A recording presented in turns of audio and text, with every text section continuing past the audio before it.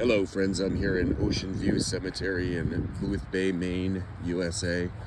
And this is actually the stone of my great grandparents, Abby J. Greenleaf and Giles W. Day. I'm actually named after him indirectly. I'm the fourth generation of Giles W. Days. And they died a long time apart. So this is Abby J., wife of Giles W. Day, November 28th, 1865 to July 17th of 1910. Abby was only 45 years old when she passed away, and she actually passed away of pneumonia. Her husband Giles was a fisherman out of Gloucester, Massachusetts, lived here in Booth Bay, but he fished out of Massachusetts, and of course that involved being away from home for weeks at a time. So he was out fishing, and another ship approached his boat and yelled, "Is Giles Day here on this boat?" And they said, "Yes, he is." "Well, tell him his wife just died of pneumonia." And that's how he found out. For a long time, I wasn't sure if Giles was buried here or with his parents on Barter's Island, about 3 miles from here. So I reached out to the Booth Bay town office and ordered a copy of his death certificate.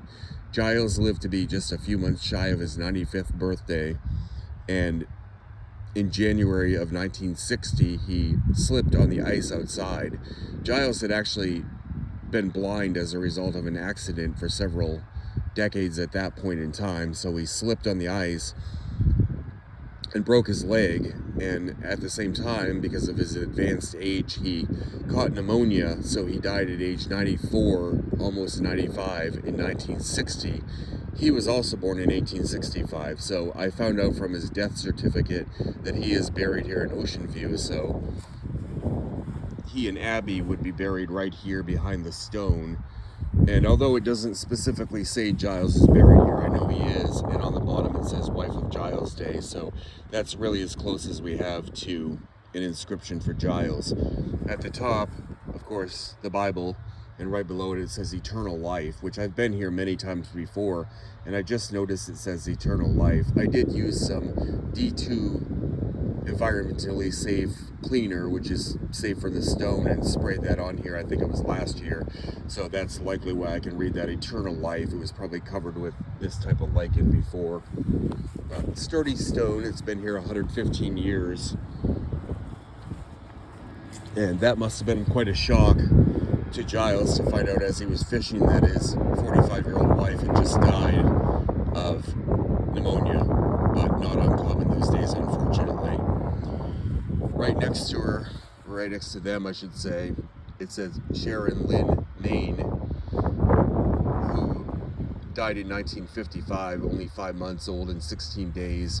That was actually their great-granddaughter. I did a little bit of research, and she's interred next to them, of course. This is one of the daughters of Giles and Abby. This is Frances Durrell, October 25th, 1897 to February 17th of 1991.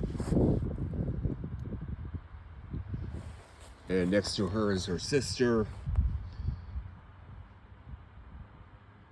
This is the funeral home marker, but Elizabeth Maine and her husband Leslie Maine, he was from, I believe, Nova Scotia, Canada, 1898 to 1962.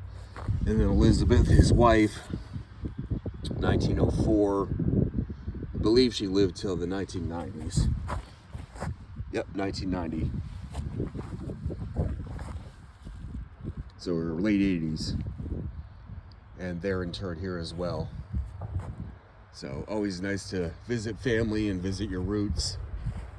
But, yep, Abby J. Greenleaf Day died 1910 of pneumonia, relatively young, and her husband outlived her by about 49 and a half years. Giles W. Day the first.